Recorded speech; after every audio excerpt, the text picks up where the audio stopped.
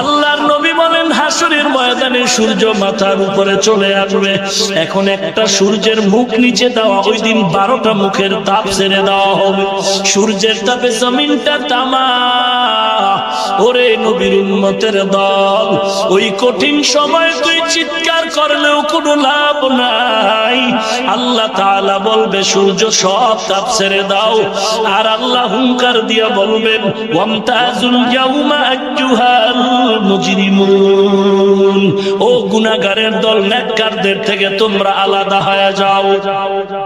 গুনাহগারেরা আলাদা হবে না, ভয় ভয়। আল্লাহ তখন বলবে আমি নিজেই আজকে বাছাই করে গুনাহগার আলাদা করব। নেককারদের ডান হাতে আমলনামা দিয়া জান্নাতে পাঠিয়ে দিব, আর গুনাহগার গুলোকে আমি বাম হাতে আমলনামা দিয়া জাহান্নামে পাঠিয়ে দিব। এরে নবীর উম্মতির দল, গুনাহগারের আমলনামা যখন